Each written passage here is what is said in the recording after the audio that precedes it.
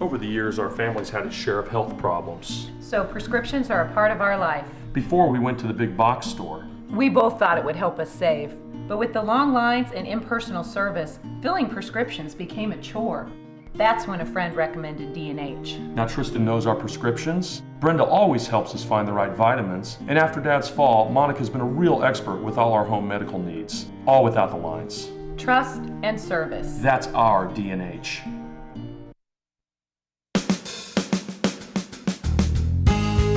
Good morning and welcome to Radio Friends on this Thursday, March the 6th. It's good to have you with us today. We're going to talk about something that's really very important that's happening in our community, and that's working with veterans. I want to introduce you to VAUGHN Whitting. Welcome to Radio Friends, VAUGHN. Thank you, Paul. You are a driver for the Disabled American Veterans Transportation Network. Now that's a mouthful, but explain what that is and what you do.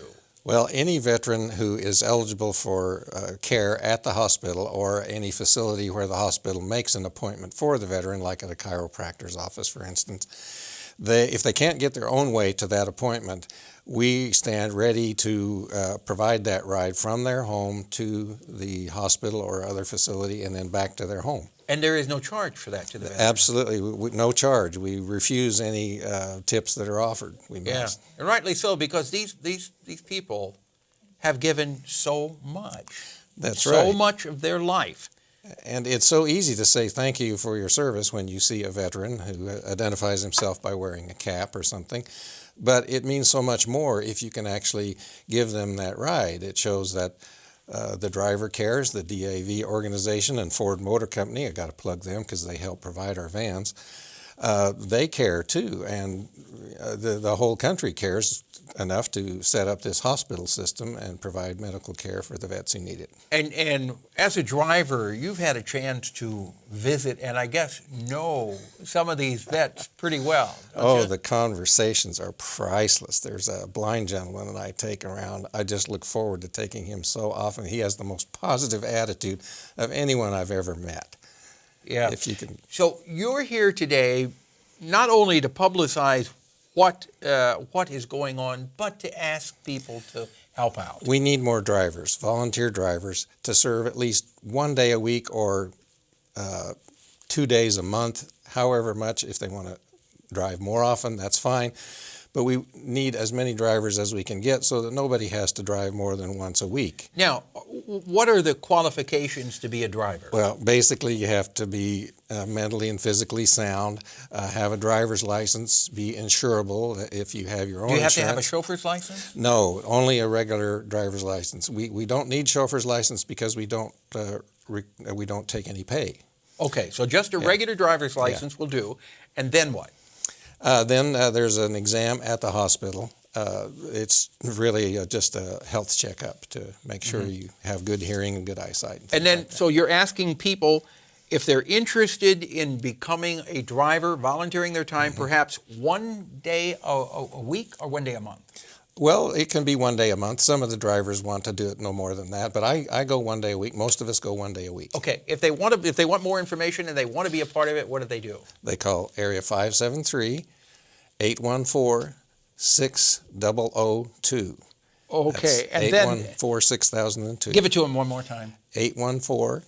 6002.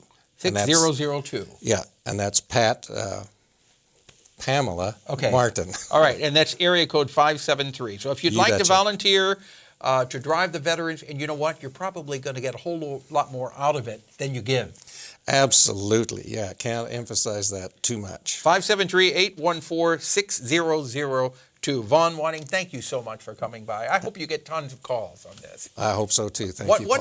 One day a week, and the reward will be overwhelming. Overwhelming indeed. You got it. Now, Andrew Zumwalt, he's giving back to the community also. Good to have you here. Good to be Andrew. here.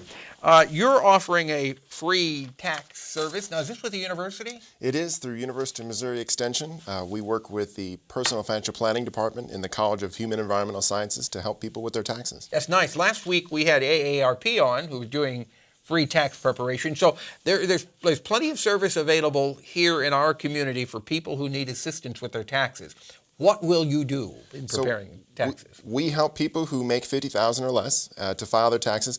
It's easier to talk about what we don't do. So we don't do farm returns. We don't do landlords, rentals, those types of things. If you have a complicated small business where you have an inventory or you actually hire people, that's kind of outside what we do. But everything else is pretty much within scope. You will do taxes that need to be itemized. We do itemized tax returns. But you're basically saying people who make $50,000 a year or under. That's now, correct. Is that adjusted $50,000 or is that the? It's a target. If someone comes in and makes $50,000 and $10, well, that's fine. We can handle that. But we're not looking for the people who have 60 or 80 or 100,000. I mean, those folks, not only do they need their taxes planned, but they also really need maybe some financial planning as well. Okay. How to make some strategies and to reduce their taxes. Okay, so when people come to you, what do they need to have? They're W-2s? W-2s, then you should have their Social Security card. That's a good thing to have. And photo ID and any other tax documents you have. Why do they need a photo ID? Identity theft is rampant. So don't go and try to have your taxes prepared unless you have a photo ID. Absolutely. And it is getting very bad.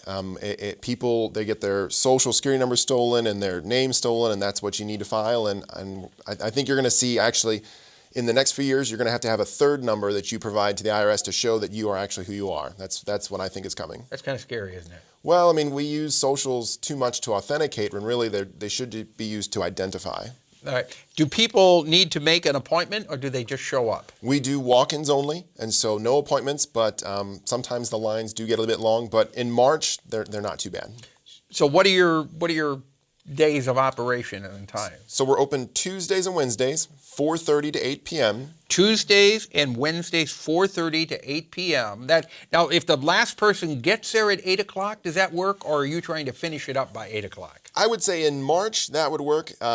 In February, it's just so busy that sometimes we do have to turn people away early because we don't want them to sit there and then 8 o'clock comes and we can't help them. Okay. But in March, if you come closer to like 7:30, 7:45, we could still probably do that. Okay, so that's Tuesday and Thursdays, and then 4:30 to 8, 162 Stanley Hall. Saturdays, 10 to 1:30 in 162 Stanley Hall. And Cornell Hall, room 005 in the basement, 4:30 to 8 on Mondays. And how many people do you have doing it? Oh, we've got about 10 to 12 volunteers at each site. And do you file electronically? Oh, electronic with direct deposit.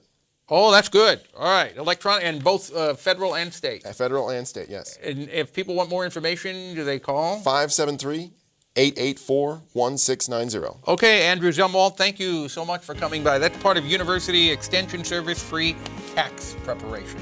Got it. Let's see, tomorrow Win Riley will be on. We're going to do Fiddler on the Roof. Our program directed by Travis McMillan, Reynolds Journalism Institute. Audio is Pat Akers from KBIA. Our floor director, Amy Simon. And our assistant producer and guest coordinator, Uncle James Mauser. If there's something you would like to hear or see, I would love to hear from you. Drop me an email, pepperp@missouri.edu. Have yourself a good morning. We'll see you tomorrow.